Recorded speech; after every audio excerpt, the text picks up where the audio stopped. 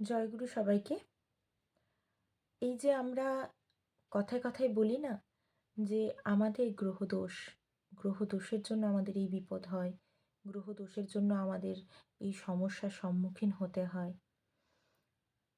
আসলে এই গ্রহদোষ কী, এই সম্পর্কে আমার পরম পূজ্যপাদ শ্রী আচার্যদেব বললেন যে গ্রহ তো একটা এমন একটা জিনিস যেটা সূর্যকে প্রদক্ষিণ করে শুধুমাত্র ঘুরে চলেছে। একটা গাড়ি অ্যাক্সিডেন্ট হলো, সেটা ড্রাইভার তার দোষের জন্য অ্যাক্সিডেন্ট করলো বা অন্য কারোর দোষের জন্য গাড়ির অ্যাক্সিডেন্ট হলো, কিন্তু দোষটা হলো গ্রহের গিয়ে। আসলে আমরা যারা সৎসঙ্গী, আমরা যারা প্রতিনিয়ত ইষ্টভীতি করে চলেছি, আমাদের কিন্তু ওই গ্রহ দোষ বা গ্রহ দুর্বিপাক যেটাকে বলে সেখানে পড়তে হয় না। কারণ আমাদের কেন্দ্রে বৃহস্পতি গুরু, যাদের কেন্দ্রে গুরু বা বৃহস্পতি থাকে তাদের কিন্তু কোনো গ্রহের দোষ হতে পারে না, এটা শুনে থাকবেন।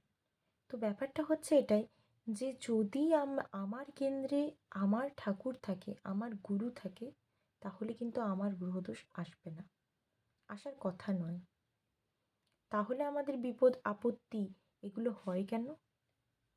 এগুলো হয় আমাদের কর্মের জন্য। আমরা যেরম কর্ম করি তার ফলও কিন্তু আমরা সেরূপ পাই।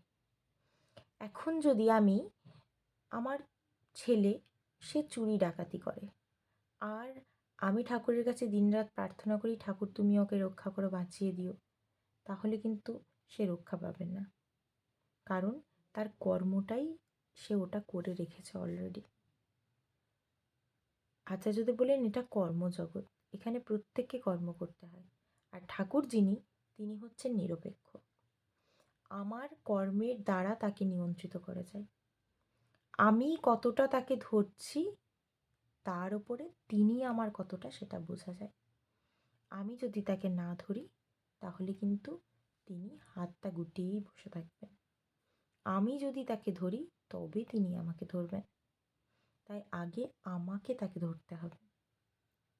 সমস্ত দিক থেকে, সমস্ত কাজে, সমস্ত চলাতে বলাতে আমি যেন তাকে ফুটিয়ে তুলতে পারি, তার কথা মতো চলতে পারি।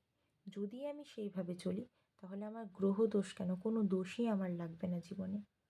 সমস্ত দোষ কেটে গিয়ে একদম নির্দোষ নির্ভুল হয়ে আমি একটা সুন্দর মানুষ হব।